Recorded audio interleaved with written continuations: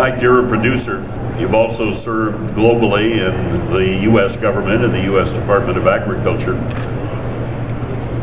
As a producer, how do you react when Time magazine on the cover says you are one of the worst people in the world for what you're doing to human health and to the environment?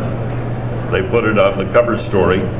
I have here a recent article now that is entitled The Ecological Impacts of Animal Agriculture, written by Susanna Meglis and Mia McDonald, talking about how terrible it is that we grow livestock which consumes feed that should be used to be food for human beings. How do you as a producer feel when you are called these terrible things, and how do we respond? I think the first thing you do is wonder how you got there. How did public perception get so far away from reality? And I think there's a number of things that are going on out there that we've got to come to grips with at a production agriculture level. First of all, I think what's been one of the lessons I learned in my travel, both with the American Soybean Association and government, is farmers are very credible spokesmen for their industry. They're very credible. I talked about biotechnology for the last 15 years. And I remember specifically being in southern Mexico talking about the increased yields, etc., of biotechnology, and I showed them graphs, and then I finally said, I saw it on my farm, and that's when it resonated with the crowd. A lot of young people in the crowd, and that put the issue to rest. I think we have to be much more proactive than we have been in the past. It's going to be a cost of doing business. We have to be advocates for our industry. We have to learn facts and figures. We have to be involved in trade organizations to support those institutions and have them help groom spokespeople for agriculture. I think we have to be active in a lot of fronts, because we're going to see more and more of this type of propaganda, for lack of a better term, put out by certain activist groups. They're political campaigns. They throw out whatever sticks, and if it sticks, they'll run with it. And we have to, more than reactive, we eventually have to get out in front of this. We have a great story to tell. What we're doing in production agriculture, how we're more productive than any time in history, how we're doing it with less inputs, getting more production from every acre of land, from every head of livestock, how we're doing it in an environmentally friendly manner, what the challenge is to the world, why we have to do this. I'll stop. Probably someone else wants to talk today. Well, I'll come back to you on some of what you had to say.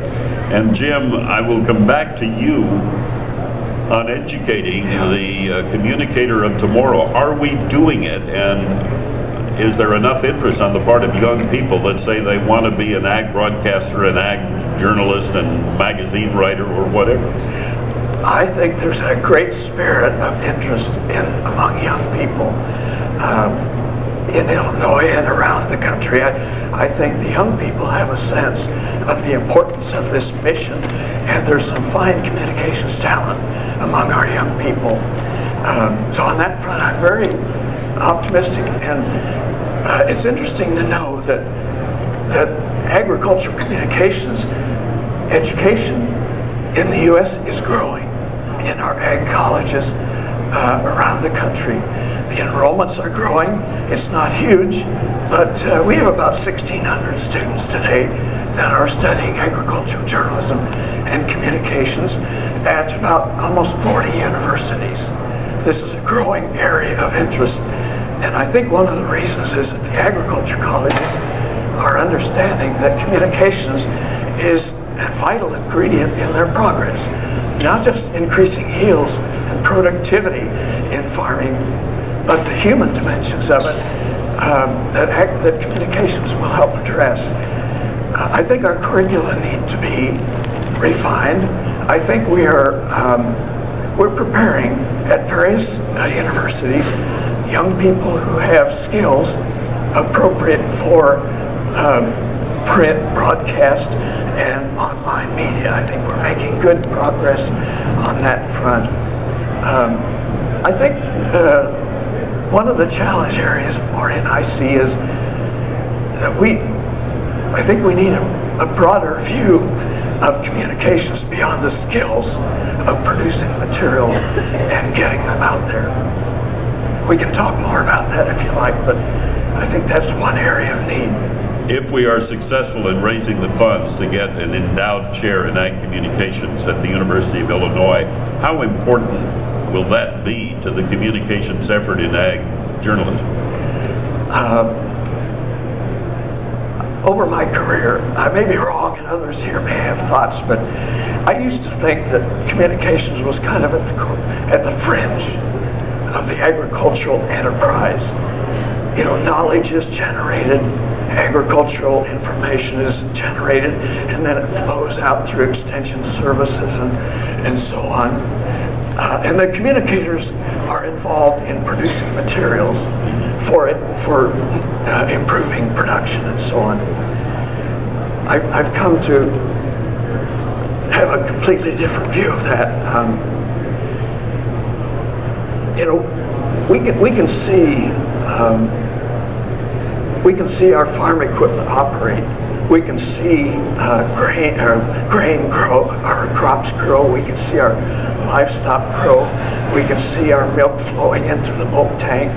We can see food on the shelf. But we can't see information flow. We can't readily see interest emerge or awareness. We can't see knowledge grow. We can't see attitudes change. And all of these things affect agriculture. Now, what is visible in communications? It's the output.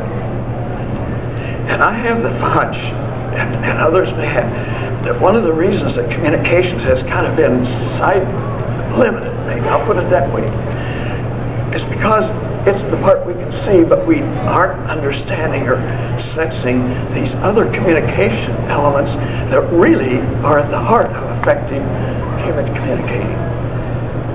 And I think that's what we need to work on.